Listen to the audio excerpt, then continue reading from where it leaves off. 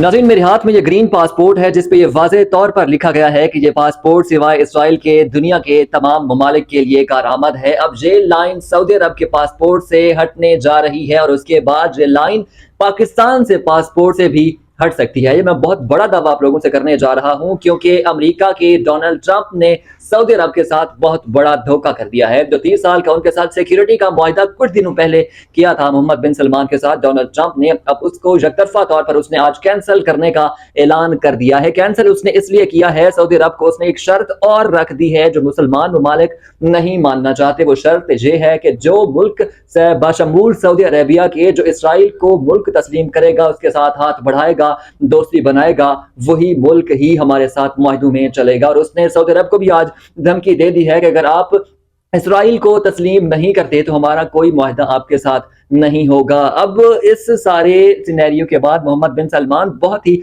मुश्किल फैसले में आ चुके हैं क्योंकि उनको अब अपनी सालमियत भी है, अपनी सिक्योरिटी का भी ख्याल रखना है। आप लोगों को पता है कि यमन उन पे अटैक कर रहा है, उनकी मईशत को खतरात लाक हैं, इधर से ईरान भी उन पे अटैक कर रहा है। आप लोग ये सारी खबरें जो सुन चुके होंगे, लेकिन मोहम्मद बिन सलमान अब देखना यह है कि क्या फैसला करेंगे। ऑलरेडी वो ये बता चुके हैं कि मैं इसराइल को तस्लीम करने के लिए तैयार हूं, लेकिन उससे पहले गजा यानी फलस्तीन का मामला हल किया जाए और नेतन्याहू जो वजीर आजम है इसराइल का, उसको ओहदे से हटाकर किसी और को लाया जाए, then we will accept the Israel. और ये मोहम्मद बिन सलमान अब इतना मानने को तैयार हो चुके हैं। अब देखना यह है कि क्या अमेरिका भी उनकी ये बात मानेगा या वन साइडेड तौर पर अपनी मानेगा, क्योंकि अमेरिका को भी अब पता है कि जब मुआहदा तो हमने कर दिया है और मोहम्मद बिन सलमान के पास और कोई ऑप्शन है ही नहीं, वो वापस हमारे पास आएगा। हम अब फायदा ये ले लें कि इतने में इसराइल को तस्लीम करा लें, क्योंकि आप लोग जानते हैं बहुत सारे ऑलरेडी मुसलमान ममालिक इसराइल को तस्लीम कर चुके हैं। और सबसे पहले मुसलमान ममालिक में से तस्लीम करने वाला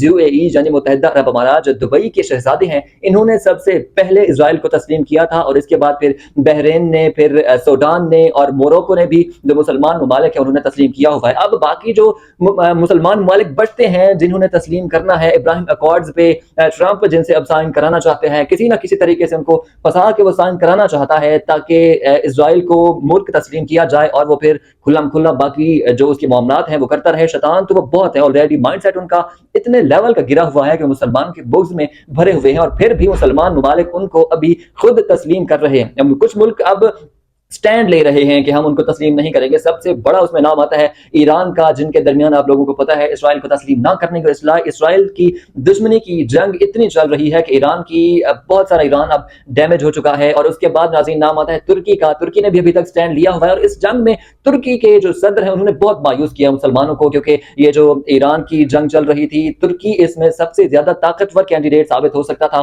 लेकिन वो बिल्कुल अब साइड पे है, उन्होंने बहुत मायूस किया है। लेकिन अब अच्छी बात उनकी भी ये है कि वो इसराइल को भी तस्लीम नहीं कर रहे, स्टैंड लिया हुआ है। और उसके बाद नाज़रीन सऊदी अरब ने अभी भी स्टैंड लिया हुआ है और वो शराइत यही रख रहे हैं कि हम उनको तस्लीम करेंगे, लेकिन उससे पहले फलस्तीन का मामला हल करें। और उसके बाद पाकिस्तान का नाम आता है कि पाकिस्तान ने अभी तक स्टैंड रखा हुआ है। और ये मेरे सामने जो पासपोर्ट में आपको दिखा रहा था, इस पर अभी भी वही लाइन आ रही है। लेकिन वी होप सो कि ये जो तमाम मुल्क अब बड़े मुल्क बचे हुए हैं, सो कॉल्ड अब कह सकते हैं कि वो जंग की सलाहियत में हैं, एटमी पावर्स हैं, ये मुल्क बचे हुए हैं और इनको अपने पासपोर्ट से ये लाइन तब तक नहीं हटानी चाहिए जब तक फलस्तीन का मामला यानी गजा का मामला हल नहीं होता। बाकी अगर आप लोगों को वीडियो मेरी अच्छी लगी हो तो इसको लाइक करें, शेयर करें, कमेंट करें।